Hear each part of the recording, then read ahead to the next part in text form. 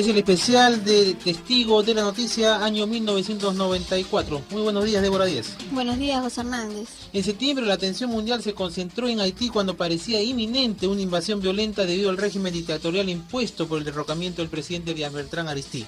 Y como siempre, usted fue testigo de la noticia. Efectivamente, América y el mundo vivieron uno de los momentos más tensos del año en septiembre, cuando parecía inminente una invasión violenta a Haití, país gobernado por militares que derrocaron al presidente elegido Jean-Bertrand Aristide.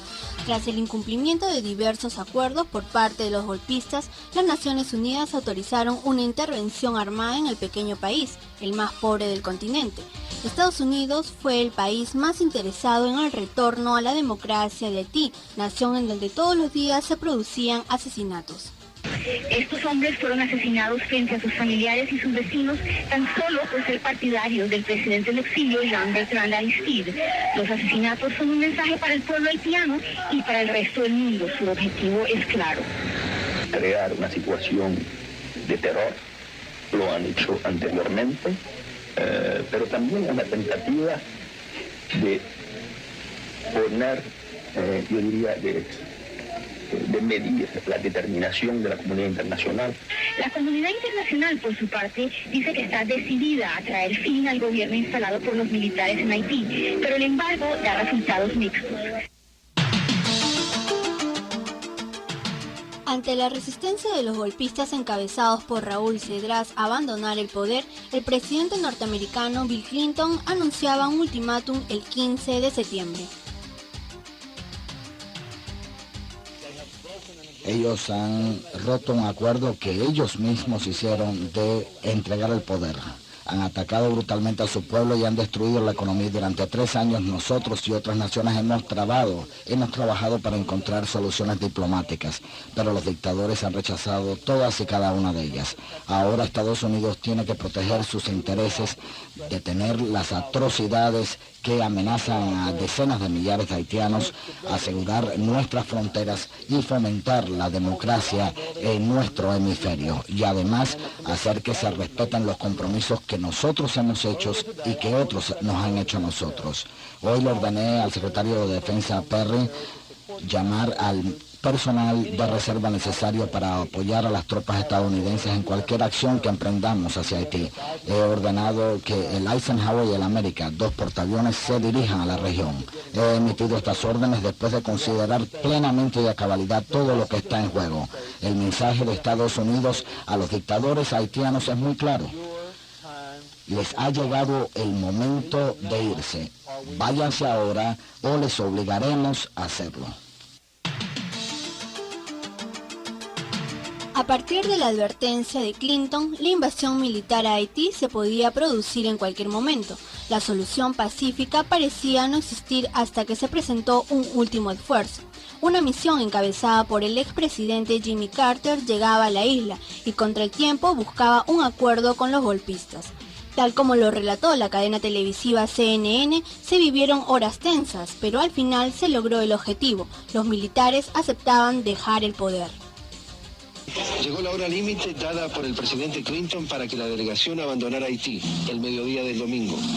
Se pasó el límite y Carter seguía insistiendo. Sabía que aún había esperanza. Lo que no sabía es que el operativo militar ya estaba en marcha y seguía discutiendo la fecha de partida de la Junta Militar integrada por Cedras, Bienpi y François. En ese momento el general Biambi recibió un informe que nos dijo era del Fuerte Bragg, que la operación inicial ya había comenzado y estuvieron a punto de decir que no negociarían más, que nuestra presencia podría ser un truco para tener ocupada a toda la comandancia en una sola habitación mientras empezaba la invasión.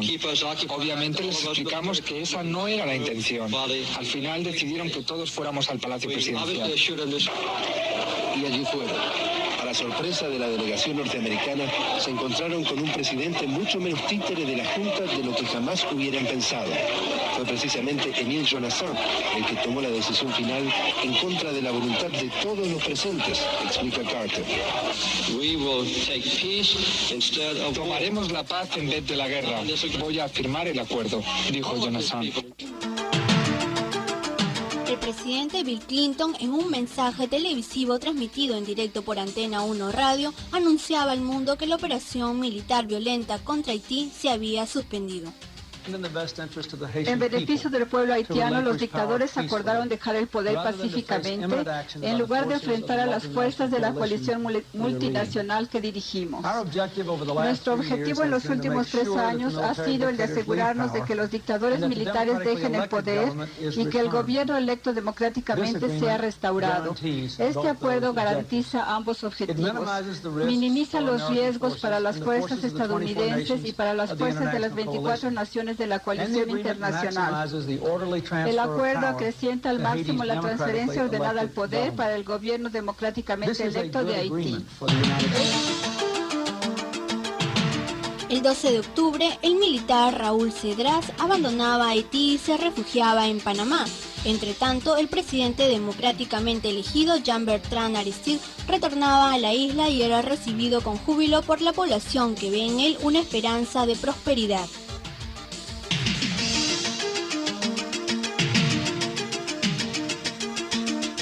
El especial de Testigo de la Noticia, con los hechos informativos más importantes del 94 y por Antena 1 Radio.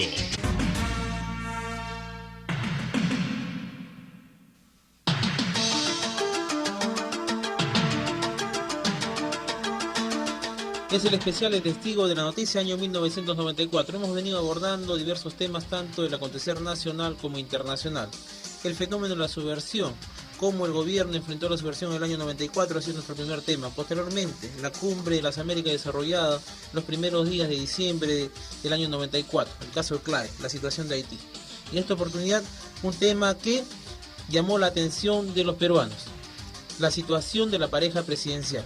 Nos acompaña en esta oportunidad Cecilia Pacheco. Cecilia, buenos días. Buenos días, José, y ante todo desearte un feliz 1995, no solo a ti, sino también a todos nuestros oyentes de Antena 1 Radio. Es el mejor deseo de todos, Ceci, sinceramente.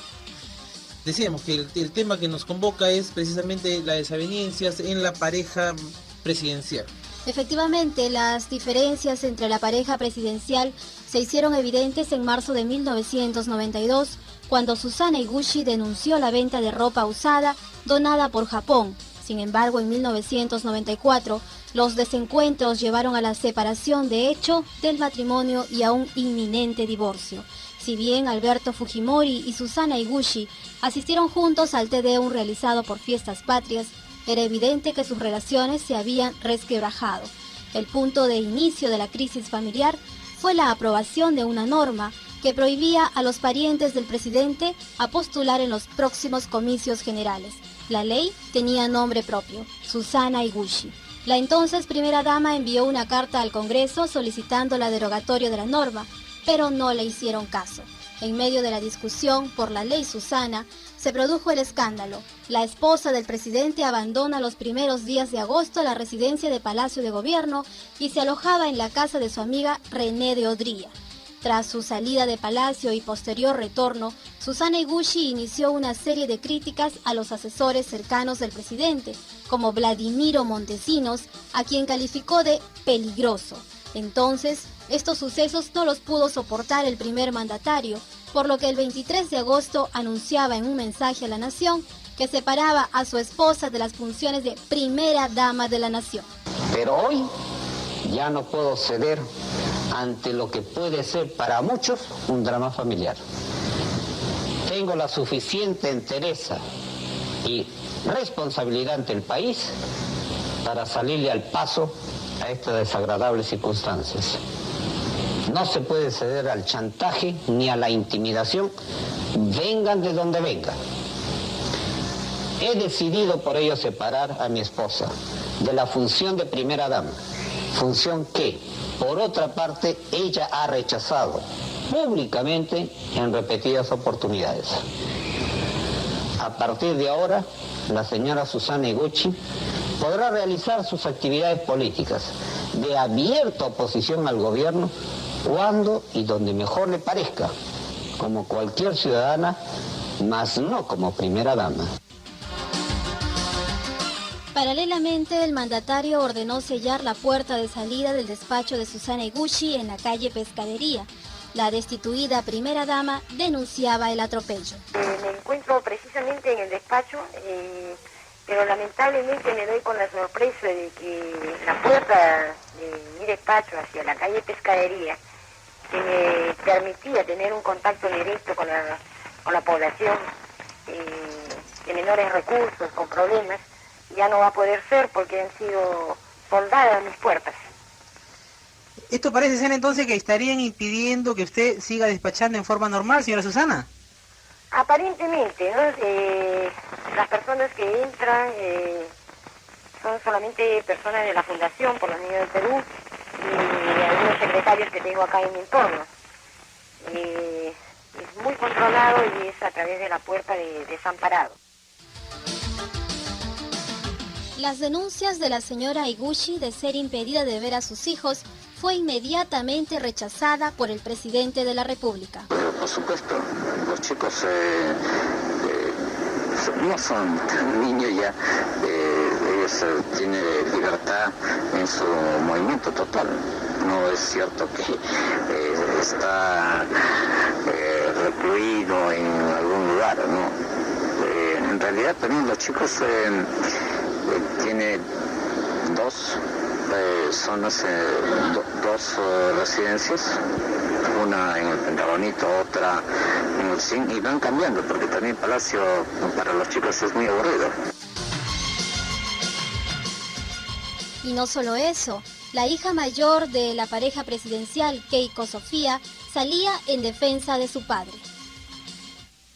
Si nosotros no veíamos a mi mamá era porque ella estaba de la señora Odría, y nosotros no queríamos, digamos, ir a la casa de la señora René Odría, pero no, digamos, no era prohibido, ¿entiendes? Nosotros éramos libres de poder hacer lo que nosotros queríamos.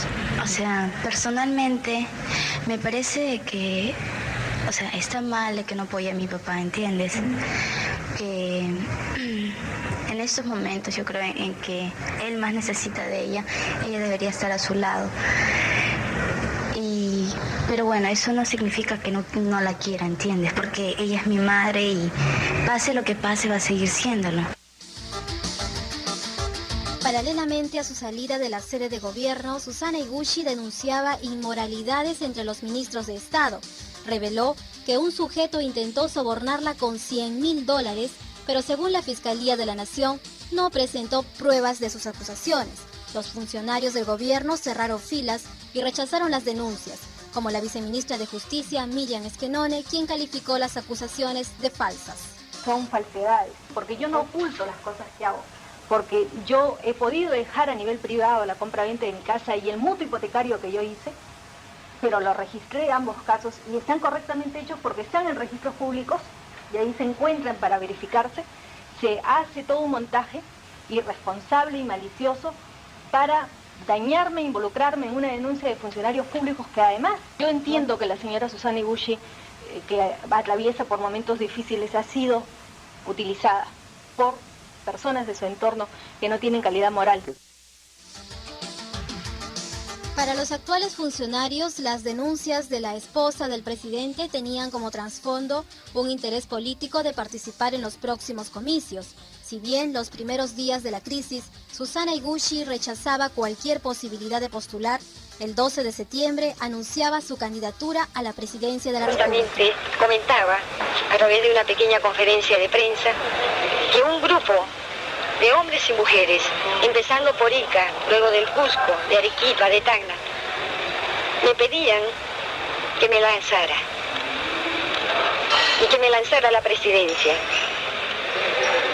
Les pedí 2 horas para poder meditarlo y el día de hoy acabo de decir, mi noticia es afirmativa, acepto el reto a la presidencia.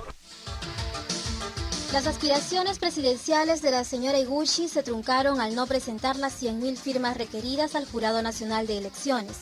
No obstante, ahora la mira de la ex primera dama de la nación se encuentra dirigida al Congreso. al cual postulará encabezando una alianza política entre Armonía Siglo XXI y el Frente Militar Policial.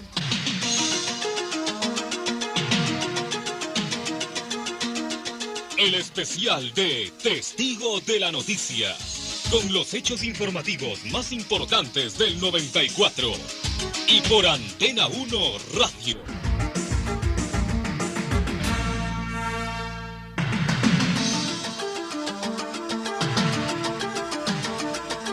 A lo largo de esta edición especial de Testigo de la Noticia, hemos logrado dialogar con el doctor Martín Belaunde, con Ricardo Alba, con María del Carmen González, César Flores, Débora Díez, Cecilia Pacheco, y ahora le damos la cordial bienvenida, los buenos días a Guillermo González. Buenos días, Guillermo. Buenos días, José, y un saludo cordial a todos los oyentes de Radio Antena 1, deseándoles un venturoso año 1995. Guillermo, el año 94 ha servido para la reafirmación democrática de América Latina, superando de esta manera época de dictadura y gobierno de facto. Honduras, Venezuela, Chile, República Dominicana, Colombia, Costa Rica y recientemente Brasil han ido marcando la pauta de esta reafirmación democrática. Así es, tras décadas de dictaduras y gobiernos de facto, América Latina vive un buen momento democrático, a excepción de Cuba, que por más de 30 años tiene como presidente a Fidel Castro.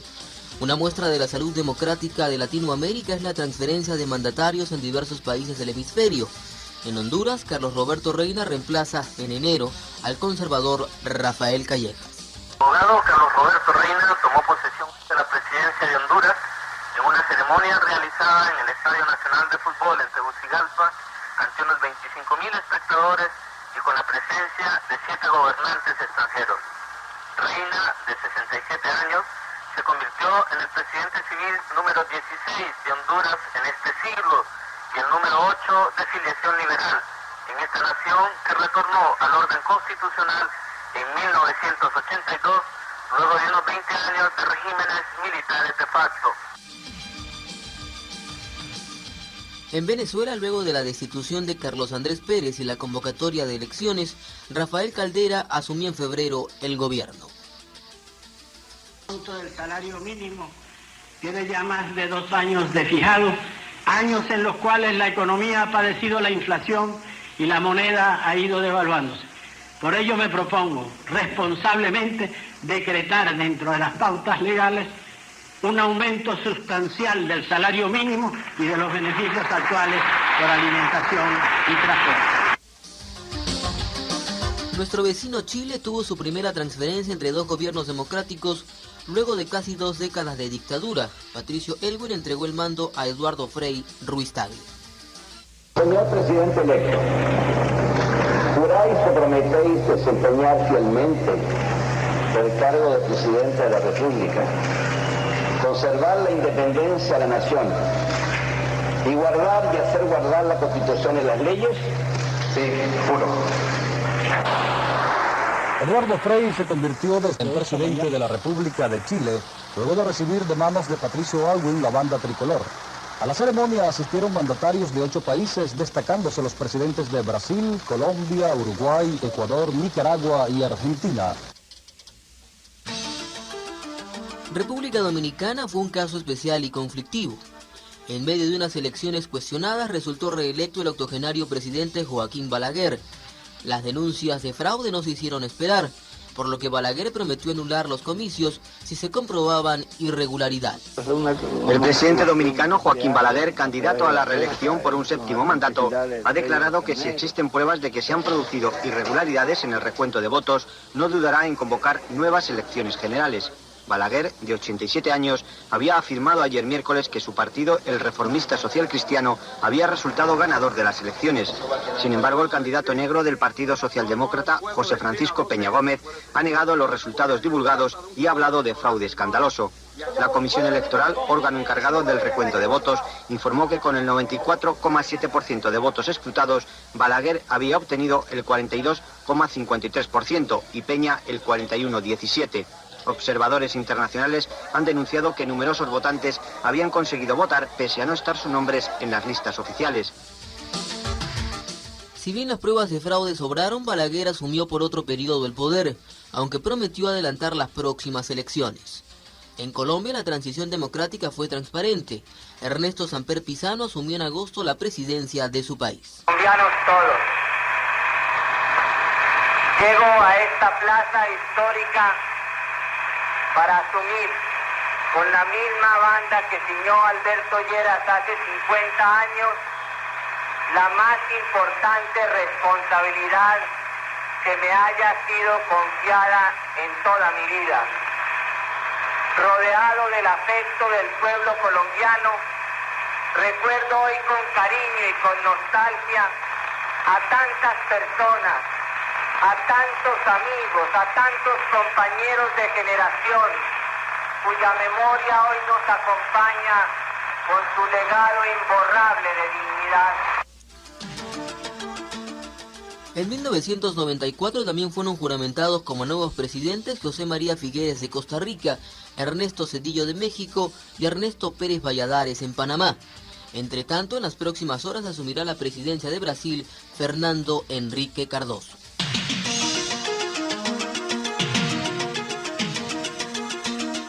El especial de Testigo de la Noticia, con los hechos informativos más importantes del 94. Y por Antena 1 Radio.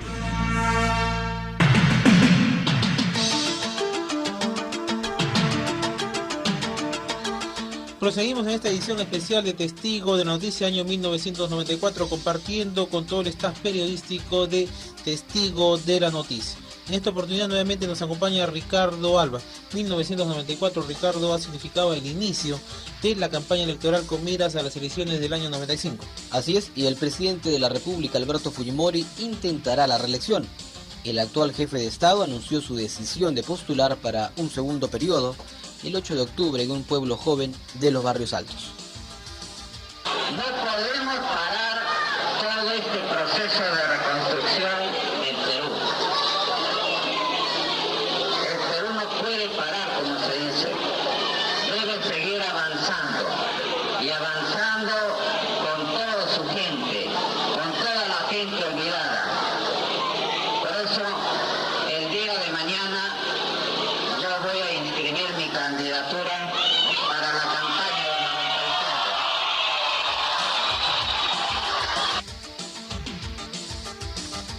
El embajador Javier Pérez de Cuellar retornó al país y tras una serie de viajes por diversas provincias, anunció el 22 de septiembre que postulará a la presidencia. Como todo lo que soy lo debo al Perú, no creo tener el derecho de negarme a servirle una vez más.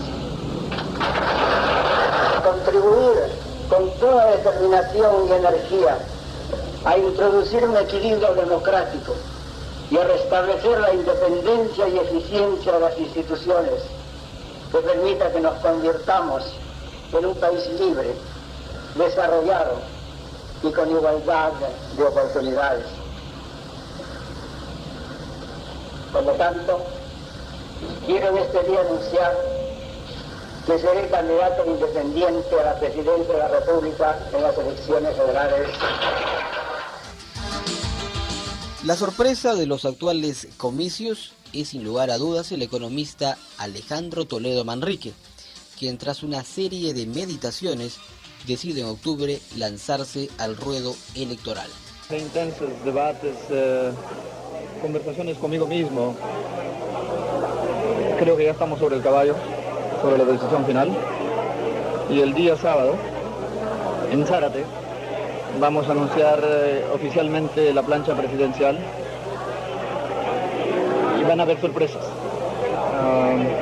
Pero en efecto, ya lo que sí le puedo decir ahora, que ya se tomó la decisión final. He tenido que arreglar mis compromisos de afuera, en los Estados Unidos, en el Asia, en Europa del Este. Lo acabamos de concluir y ahora me va a tener usted entero en el tablero. El partido aprista, que aún arrastra la pésima gestión gubernamental realizada por el quinquenio anterior, apuesta en Mercedes Cabanillas, quien con convicción señala que será la próxima presidenta del país.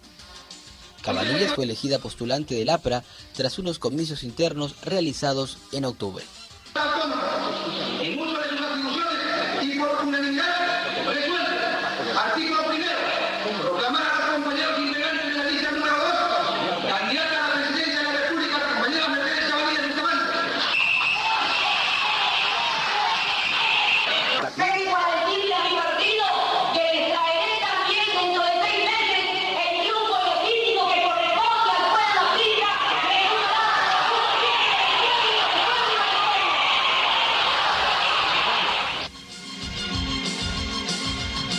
Otro candidato que aspira al sillón presidencial es Raúl Díez Canseco Terry, quien fue proclamado candidato el 17 de septiembre por el líder de Acción Popular, Fernando Belaúnde Terry.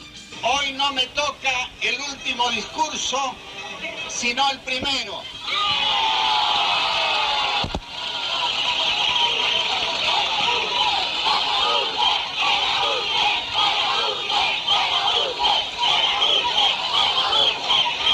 Y es para comunicarles oficialmente que el plenario hoy ha resuelto nuestra plancha presidencial, logrando que sea nuestro candidato Raúl Díez Canseco. Tras una serie de negaciones, el actual alcalde de Lima, Ricardo Belmont Casinelli, fue uno de los primeros en anunciar su intención de postular a la presidencia. Para que terminen las especulaciones, oficialmente les informo que voy a postular a la presidencia de la República para las elecciones de abril de 1995. Se acaban de enterar de esta decisión 5 de los regidores de obras. Ellos son los primeros 5 integrantes de la lista del Movimiento Obras. Se terminó la especulación de una posibilidad futura, de la posibilidad de ir con algún partido, con alguna agrupación política. Como independiente que soy, anuncio que esta decisión ha sido tomada como tomé las otras anteriores decisiones.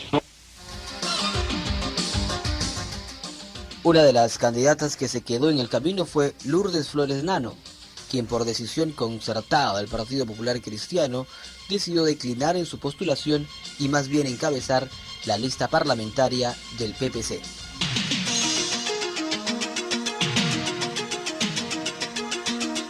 El especial de Testigo de la Noticia, con los hechos informativos más importantes del 94. Y por Antena 1 Radio.